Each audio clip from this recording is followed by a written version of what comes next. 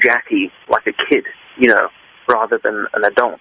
And I always think you skip forward 100 years, and Jackie has just become Jacko. All that's changed in 100 years is a syllable. I do think that there's an argument to be made that race played a part. You have to consider the circumstances as well. Jack Johnson was a black champion, 50 years before segregation was lifted. Michael Jackson was a black man who owned the Beatles and outsold Elvis in an era when MTV still wouldn't even put African Americans on its TV channel. So he was a racial trailblazer. He was a pioneer in that field. And I think it would be short-sighted to state for certain that race didn't play a factor. Well, let's fast forward to the trial that happened with the Arvizo family, and can you just put out some of those facts for us? Oh boy, that whole trial was it would have been hilarious if it wasn't so tragic. I mean, it was a farce. The whole thing was a farce. The boy kept changing his story. He went to the police. He said he'd been molested 5 or 6 times. Then he said it was 1 or 2 times. Who can't tell the difference between being molested 1 and 6 times? That's ridiculous. You have the fact that they had all been complicit in false allegations of sexual molestation in the past. There was evidence that the children had been coached to lie on the stand in the past. They had lied for financial gain in the past. They were a family of grifters. They'd concocted these allegations that they were molested by J.C. Penney security staff and extorted a massive amount of money out of J.C. Penney.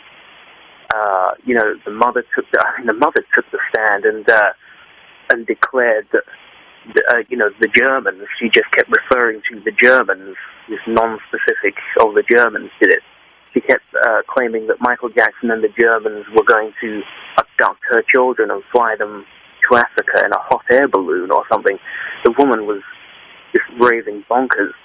The whole case didn't add up. The prosecution kept calling witnesses to testify for them who would have nothing interesting to say.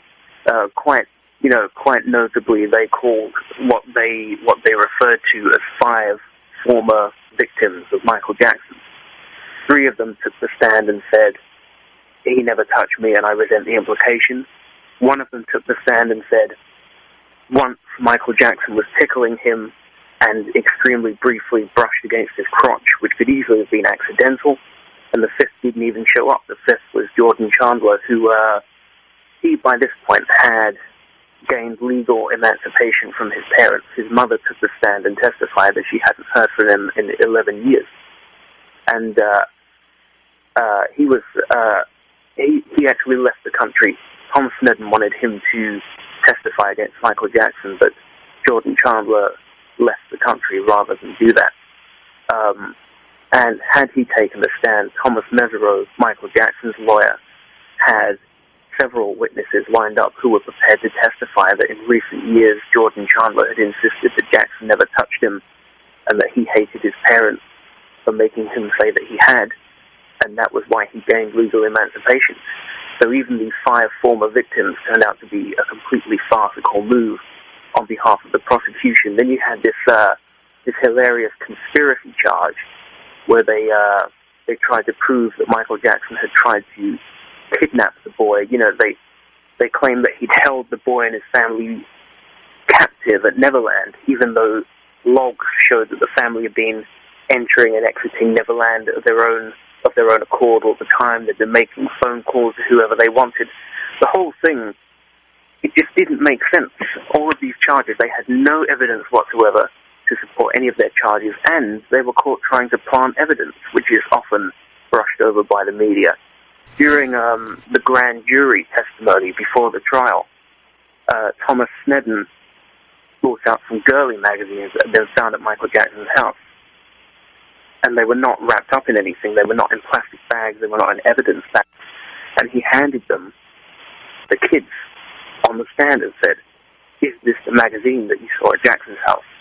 Do you remember seeing this magazine?" And then he took those magazines after he'd handed them to the kids on the stand and he sent them for fingerprint analysis, and they found the kids' fingerprints on them, which of course they would, because they'd just handled them in court. They tried to brush over that. That evidence was not admitted in the end because it was realized that the fingerprints had been put on the magazines afterwards. But he took those magazines and he gave them to the kids on the stand, and then he sent them off for fingerprint analysis to see if their kids' fingerprints were on them, which is a blatant example of the prosecution trying to plant evidence against Michael Jackson. That is how feeble their case was.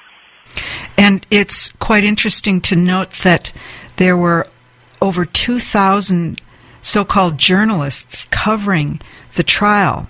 It was a circus outside the courtroom, yet day by day they would not report what actually went on in the courtroom. You want to talk about that? Well,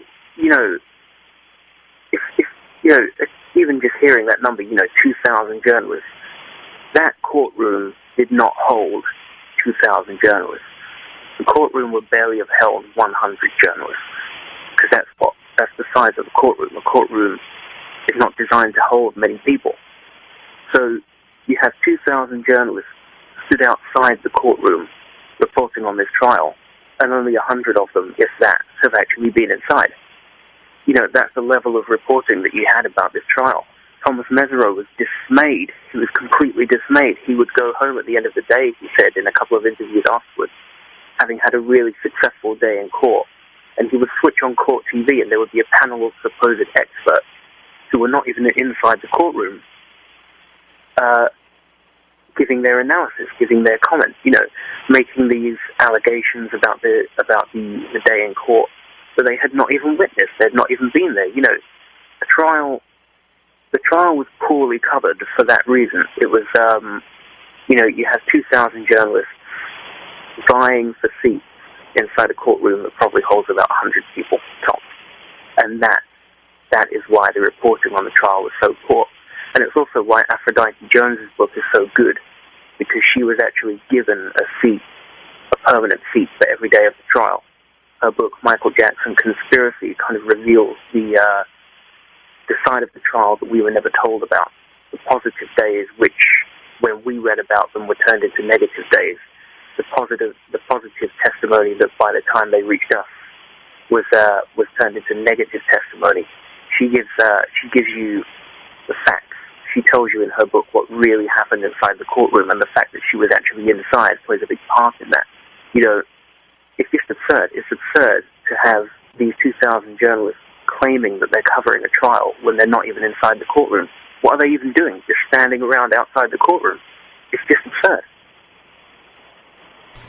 And in fact, she had a change of conscience. She started out being one of those accusers and had an epiphany experience, realizing he wasn't guilty. And you want to talk about that a bit? Yeah, I actually interviewed Aphrodite Jones back when her book came out. That was in 2008, and I wrote a piece about it. And she told me that the reason she had presumed Jackson was guilty was because she arrived at the trial late. She arrived a couple of days late because she'd been off covering another big trial, the Scott Peterson trial or something. And so when she got there, she asked the rest of the press to kind of, what's been going on, can you bring me up to date? And they were all kind of laboring under this illusion that Jackson was obviously guilty because of the 93 settlement. They all walked into the trial wanting Jackson to be guilty and believing that he was guilty, and so they allowed that to skew their reporting on the trial. If you watch the trial through those eyes, then you will pick out the little sound bites that you think support that theory. It's kind of natural, I suppose. It's just the way your brain works. And then her moment of epiphany actually came on verdict day. The verdict had been read, and she was live on Fox News via a satellite link.